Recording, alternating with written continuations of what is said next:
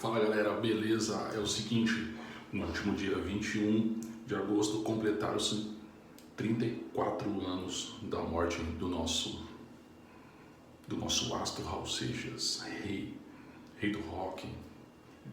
Chame como você quiser, reverencie como você achar melhor, porque o cara, ele dispensa qualquer apresentação, qualquer comentário, né, cara? E assim, são 34 anos, eu me lembro, né, no dia que anunciou a morte dele.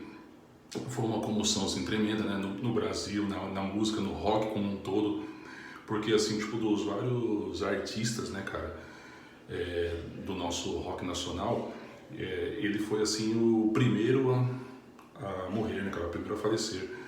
Que assim, tipo, dentre todos os outros assim que tinham essa influência, né, cara, lírica, na forma de escrita, ou na musicalidade em si, foi o primeiro a morrer, né, cara, que seguido por Cazuza, né, um ano depois, menos de um ano depois, na verdade, né, e Renato Russo em 96, né, cara, 7 anos depois.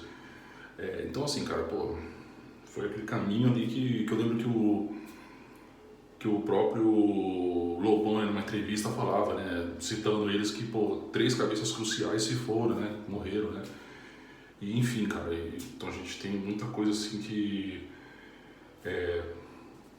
celebrar, né, cara, na obra dele como um todo.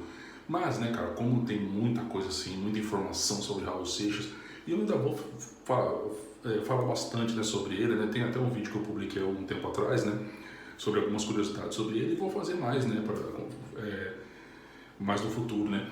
Mas hoje, assim, principalmente, cara, eu queria dar minha opinião sobre o final da carreira dele, né, cara.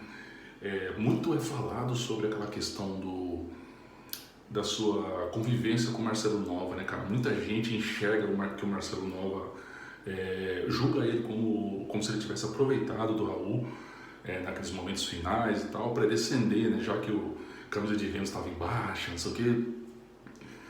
E até num documentário, né, cara, sobre o Raul Seixas, né, fica aquela pergunta no ar se ele realmente aproveitou ou não. A última mulher que viveu com o Raul Seixas, ela fez assim, não posso falar sobre isso e tal, né? Ou eu sei, mas não posso dizer. É uma coisa assim meio obscura, né, que fica, né?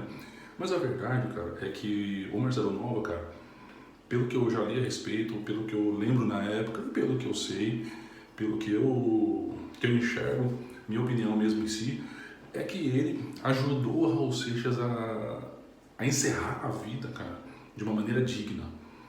Pouco antes, né, da época depois do lançamento de Uaba Bluba Blapembu, né, disco que tem a clássica Cowboy Fora da Lei,